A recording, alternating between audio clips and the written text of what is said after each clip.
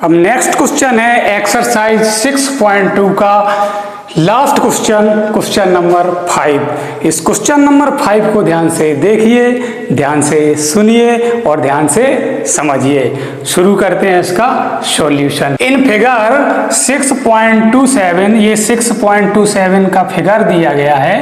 इसमें 2 मिरर्स दिए गए हैं, mirror PQ and mirror RS, जो कि दोनों एक दूसरे के पैरेलल है। और यहाँ पर एक रे A से इंटर करती है और जाके PQ मिरर से पॉइंट B पर टकराती है और रिफ्लेक्ट होकर के BC की रास्ते से जाती हुई RS मिरर से पॉइंट C पर टकराती है और CD के रास्ते से होती हुई यहाँ से इस तरह से निकल जाती है। तो इसमें हमें प्रूव करना है कि जो AB पाथ बना रही है, AB पैरेलल होगा किसके?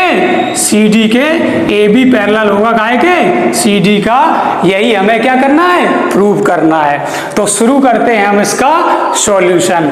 इस क्वेश्चन को सॉल्व करने के लिए हमें कुछ कंस्ट्रक्शन करना पड़ेगा, जो हमने ऑलरेडी कर लिया है। यहाँ पर B से M पर PQ लाइन पर BM परपेंडिकुलर डाला है और RS पर यहाँ पे CN परपेंडिकुलर डाला है। Draw BM perpendicular on PQ and CN perpendicular on RS। इतना हमने कंस्ट्रक्शन किया है। तो अगर ये हमने परपेंडिकुलर डाला है तो BM पैरेलल हो जाएगा CN के। अब ये BM कैसे पैरेलल हो जाएगा CN के? तो यहाँ पे जो परपेंडिकुलर डाले जाते हैं पैरेलल लाइंस पर, वो परपेंडिकुलर भी आपस में पैरेलल होते हैं। वही लिखा हुआ है perpendicular on parallel lines also parallel. अगर ये BM और CN पैरेलल हैं तो ये एंगल 2 और एंगल 3, क्योंकि ये BC ट्रांसवर्सल इंटरसेक्ट कर रही है, तो यहाँ पे ये एंगल 2 और ये एंगल 3 भी इक्वल होंगे। कैसे होंगे? अल्टरनेट इंटीरियर एंगल्स थे। तो हमने यहाँ लिखा है एंगल 2 इक्वल टू एंगल 3। कैसे? अल्टरनेट इंटीरियर एंगल से। अब नेक्स्ट स्टेप में यहाँ पे angle 1 is equal to angle 2 हो जाएगा और angle 3 is equal to angle 4 हो जाएगा। कैसे हो जाएगा? Angle 1 is equal to angle 2 and angle 3 is equal to angle 4। ये चारों एंगल कैसे इक्वल हो जाएंगे? चारों नहीं, एंगल 1 और एंगल 2 आपस में इक्वल होगा और एंगल 3 और एंगल 4 आपस में इक्वल होगा। किससे? लॉ ऑफ रिफ्लेक्शन से। क्या होता है लॉ ऑफ रिफ्लेक्शन? जो रे ये यहाँ से A से होती हुई B पॉइंट पर PQ पर टकराई है, तो ये जिस एंगल से टकराई है उसी एंगल से ये रिफ्लेक्ट होगी।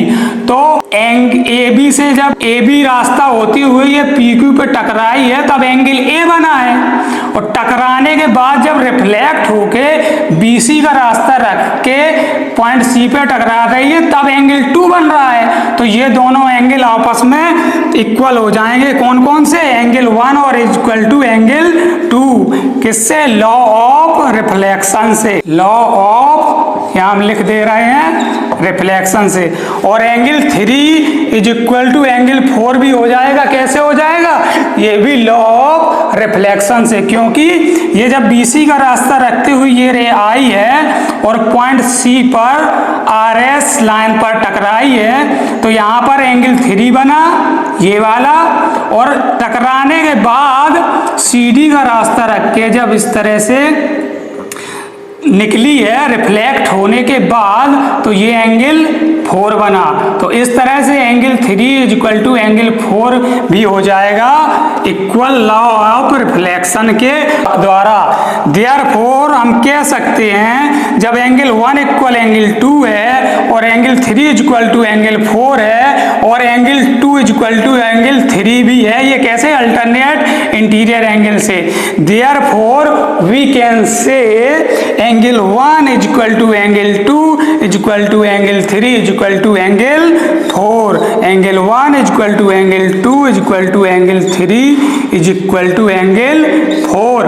अब जब ये चारों एंगल इक्वल हैं तो हम किन्हीं भी दो एंगल का सम बाकी बचे हुए दो एंगल के सम के बराबर कह सकते हैं। तो यहाँ पर हम वही लिखने जा रहे हैं, angle 1 is equal to angle 2 is equal to angle 3 is equal to angle 4। अब बिल्कुल आसान है, एंगल 1 प्लस एंगल 2 को हम क्या कह सकते हैं, ये एंगल 1 और एंगल 2 जुड़ करके बना रहे एंगल ABC, ये पूरा एंगल। तो हम एंगल 1 प्लस एंगल 2 की जगह रख सकते हैं एंगल ABC।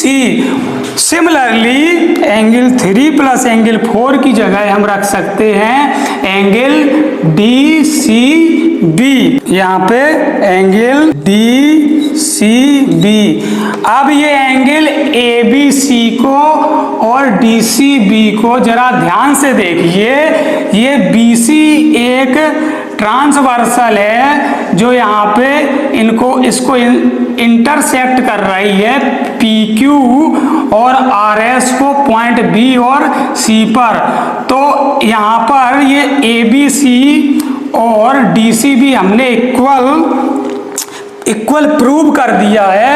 तो ये इसका मतलब अगर ये ट्रांसवर्सल इंटरसेक्ट कर रही है तो ये कौन से एंगल होंगे, alternate interior angle, alternate interior angles. और जब ये अल्टरनेट इंटीरियर एंगल्स होंगे, एंगल ABC एंगल DCB, तो यहाँ लिख दिया और अल्टरनेट इंटीरियर एंगल्स।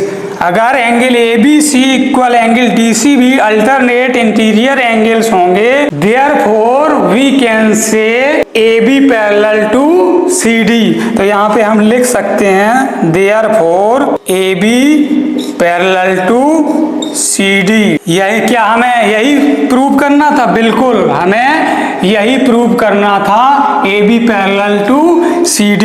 ये क्वेश्चन हुआ हैंस प्रूव्ड। इस तरह से इस एक्सरसाइज 6.2 का क्वेश्चन नंबर 5 जो कि लास्ट क्वेश्चन था इस एक्सरसाइज का, यहाँ होता है कंप्लीट। इस एक्सरसाइज में कुल मिलाकर 5 क्वेश्चन थे जिसका हमने बारी बारी से सॉल्यूशन किया है। आप इसकी प्लेलिस्ट में जाके सारे क्वेश्चन का सॉल्यूशन देख सकते हैं। तो इस प्रकार से ये लाइंस एंड एंगल्स चैप्टर यहाँ पर होता है कंप्लीट।